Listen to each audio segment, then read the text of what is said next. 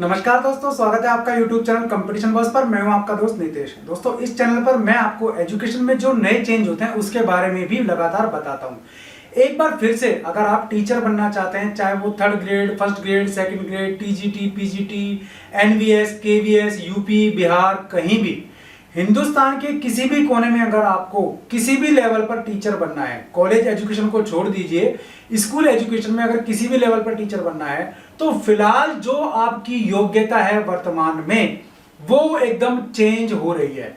अब अगर आप मान लीजिए नई योग्यता के अनुसार अपनी क्वालिटी को नहीं बढ़ाएंगे या अपनी क्वालिफिकेशन को अपडेट नहीं करेंगे, तो मेरे भाई आप टीचर बन ही नहीं पाएंगे। अब सबसे बड़ी प्रॉब्लम ये आ रही है कि जो वर्तमान में ऐसे काफी सारे भाई बहन हैं जिन्होंने डीएलएड, बीएड, बीटीसी, बीएसटीसी, 2 साल वाला बीएड, 1 साल वाला बीएड, 4 साल वाला बीएड, 3 साल वाला बीएड किया हुआ है, उनका क्या होगा।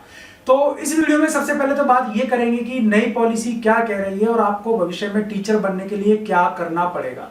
दूसरी बात, जो वर्तमान में ऐसे भाई बहन हैं जिनको ओवरेज होने में भी टाइम काफी है, लेकिन जिन्होंने वर्तमान के हिसाब से पूरी की पूरी क्वालिफिकेशन या एलिजिबिलिटी फुलफिल की हुई है, उनका क्या होगा। और ये जो नया नियम है टीचर बनने के लिए किस किस स्टेट में और कब कब से लागू हो रहा है, यकीन मानिए यूपी में तो ये बहुत ही जल्दी लागू होने जा रहा है। इसलिए मुझे लगा कि जल्दी से जल्दी वीडियो बनाकर आपको इस बारे में जानकारी दे देनी चाहिए।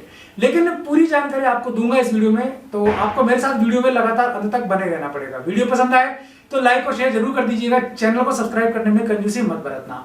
अब बात कर लेते हैं सबसे पहले उन भाई बहनों की जो यूपी टेट की तैयारी कर रहे हैं। तो पहली बात, इस बार यूपी टेट में 22 लाख के आसपास आवेदन आए हैं। 8,10,000 के आसपास वो भाई बहन जिन्होंने दोनों लेवल पर आवेदन किया है।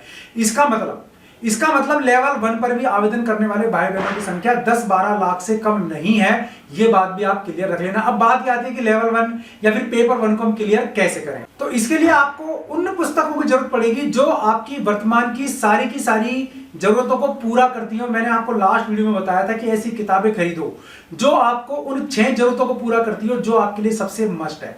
तो यहां आपके लिए सजेस्ट करूंगा मैं यूपी टेट पेपर फर्स्ट या लेवल 1 के लिए आप देख सकते हैं ये बुक। चाकसू ऊपर लिखा हुआ है, चाकसू यूपी टेट, और SRR पब्लिकेशन की किताब है, काफी अच्छी किताब है। अब आप सोचेंगे इसको रिकमेंड करने का रीजन क्या है। तो देखिए, जब मैंने आपको बताया था साफ साफ की किताब जब वो खरीदे तो 6 चीजें देख लेना। लेटेस्ट हो, लेटेस्ट सिलेबस के अनुसार हो, टॉपिक वाइज क्लियर हो, साथ साथ उसमें पुराने पेपर्स हैं उनको सॉल्व करके दिया हुआ हो, और इसके अलावा भी काफी सारे बिंदु है, प्रैक्टिस सेट जैसे उसमें दिया हुआ हो, शुद्धियां यानी कि अशुद्धियां कम से कम हो, और उसमें जो अपडेट दिया गया है वो बिल्कुल लेटेस्ट हो। ठीक है ना, यानी कि वो बुक एकदम से बिल्कुल अपग्रेड होनी चाहिए, फैक्ट फुल होनी चाहिए। तो इन सब के लिए आपको यूपी टेट पेपर 1 के लिए ये बुक काफी सजेस्ट मैं आपको कर सकता हूं, क्योंकि ये बुक काफी अच्छी है। सबसे बड़ी बात, इस किताब में आपको मिलेगा क्या। ये किताब एक ही नहीं है, ये एक किताब और इसके साथ टारगेट क्रैक एग्जाम, तो ये और देखिए आप, ये भी है टारगेट क्रैक एग्जाम इसके साथ। तो इसके लिए सबसे जरूरी मुझे क्यों लगी ये बुक देना, तो सबसे इसमें जरूरी चीज होती है कि जब आप पढ़ते हैं यूपी टेट का, मान लीजिए तैयारी कर रहे हैं, तो आपको जरूरत क्या पड़ती है, आप उसमें बहुत सारे सेक्शन बने हुए थे जिनको आपको पढ़ना पड़ता है, लेकिन मान लीजिए आपको पता ही नहीं लगेगा किस सेक्शन में कितने सवाल आ रहे हैं। तो आप क्या करेंगे, भूत की तरह सारे सेक्शन पढ़ जाएंगे, और उनमें से मान लीजिए सवाल आया 1-2 सेक्शन में से 1-2 ही, तो वो सेक्शन आपका बेकार हो जाएगा। तो यहाँ इस किताब की सबसे बड़ी खूबी ये कि आपको यह चार्ट दिया हुआ है इस किताब में कि किस साल किस सेक्शन में से कितने सवाल आ रहे हैं, तो पूरा टेंटेटिव डिटेल आपको दिया हुआ है। इससे के आधार पर आप पता लगा सकते हैं कि बाल विकास पेडागोजी के किस पार्ट में से कितने सवाल आ रहे हैं, किस साल आ रहे हैं, फिलहाल ट्रेंड क्या बना हुआ है। तो ये सबसे बड़ी खूबी लगी मुझे इस किताब की, इसलिए आपको सजेस्ट कर रहा हूं। लिंक दिया है वीडियो के डिस्क्रिप्शन में, आप वहां से इसको देख सकते हैं, ले सकते हैं, परचेज कर सकते हैं। काफी अच्छी किताब है। तो दोनों किताबें मैंने आपको सजेस्ट कर दी है, दोनों किताबें आप परचेज कर लीजिए यूपी टेट लेवल 1 के लिए, बहुत ही मुफीद रहने वाली है। चलिए, किताबों का मैंने आपको डिटेल बता दिया, तो काफी सारे भाई बहन पूछते हैं इस बारे में सर कौन सी किताब अच्छी है यूपी टेट के लिए, तो इस हिसाब से मैंने आपको ये दोनों बुक सजेस्ट किया। बात कर रहे हैं कि भविष्य में क्वालिफिकेशन क्या रहने वाली है अगर मान लीजिए टीचर बनना है तो सबसे पहले वर्तमान में देख लीजिए आप। वर्तमान में गिनी चुनी 4-5 चीजें हैं जो आपके पास हैं तो आप टीचर बनेंगे। पहला, आपने मान लीजिए 12th किया हुआ है या ग्रेजुएशन किया हुआ है, दोनों आधार पर भर्ती होती है। फिर डीएलएड किया हुआ है, बीएसटीसी किया हुआ है, बीएड किया हुआ है, बीएड इंटीग्रेटेड किया हुआ है, बीएड 2 साल वाला है, बीएड 1 साल वाला है, या फिर इसके इक्वल कोई भी ऐसा कोर्स है जो आपने किया हुआ है। अगर ये किया हुआ है तो आप टीचर बन सकते हैं। क्लियर है। इसके अलावा आपको यूपी टेट, सी टेट यानी कि टेट किसी भी स्टेट का क्वालिफाई किया हुआ होना जरूरी है।